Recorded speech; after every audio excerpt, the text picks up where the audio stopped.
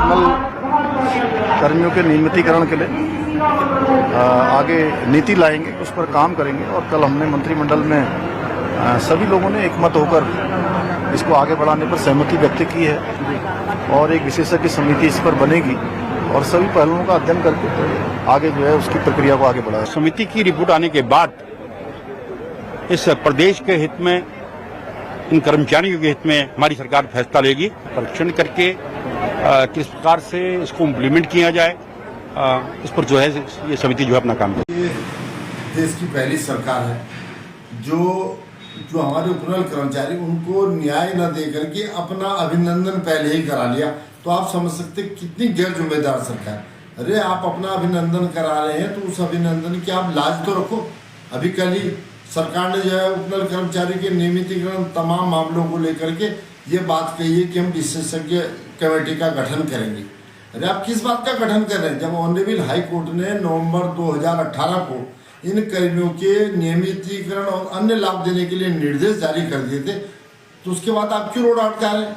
उसके बाद ये सरकार इस फैसले के खिलाफ SLP में गई। ऑनरेबल सुप्रीम कोर्ट ने सरकार की बात को सिरे से नकार दिया। अब सरकार का दायित्व बनता था कि आप उनको नियमितीकरण और अन्य लाभ दें, लेकिन सरकार को नागवार गुजरा और सरकार रिव्यू पिटीशन में चल गई।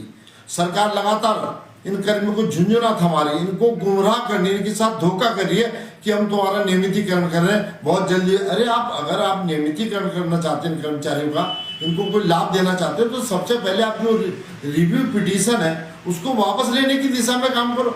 आप गुमराह कर रहे हैं उनको, आप अलग अलग कमेटियां बना रहे हैं। आप इनके मामले में क्यों नहीं है? सरकार एक तरह से इस मामले में अपना टाइम पास कर रही है कि कैसे ये कार्यकाल पूरा हो जाए और इन कर्मचारियों का मामला जैसा का तैसा बना रहे। हमारा इसमें कहना ये भी है, जब जो हमारे प्रदेश के तमाम विधायक हैं, मंत्री हैं, उनको भी बिल्कुल शर्म नहीं है, इनका भी विरोध होना चाहिए। हर चौराहे पे जो हमारे उपनल कर्मी हैं इनका विरोध करें कि जब इनको अपने हक हकूक की बात आती है, जब इन्हें अपनी सुविधा लेनी होती है तो एक आवाज में अपने लिए बिल पास करा लेते हैं। लेकिन हमारे उपनल कर्मी जो 10-10, 15-15 सालों से दर की एक तरह से ठोकरे खा रहे हैं, 10-15 हजार की नौकरी में, न जाने अपने परिवार का कैसे भरण पोषण कर रहे हैं। उनके हक हकूक के लिए कोई भी विधायक, कोई भी मंत्री बोलने को तैयार नहीं। ये कितने बड़े शर्म की बात है। ऐसे मंत्री और जो तमाम विधायक हैं, इनका तो चौराहे पे जमकर विरोध होना चाहिए। इनको क्षेत्र में नहीं घुसना देना चाहिए, जिससे इन्हें सबक मिले कि आखिर हम क्या करें। सरकार एक तरह से आप देख लीजिए, अरे आप उनको क्यों लाभ नहीं दे रहे हैं? एक तरफ से इसी सरकार के खिलाफ कंटेम्प्ट चल रही है, अवमानना भी चल रही है इस मामले। ऑनरेबल हाई कोर्ट का जो 2018 का आदेश है, अरे आप कुछ तो करो।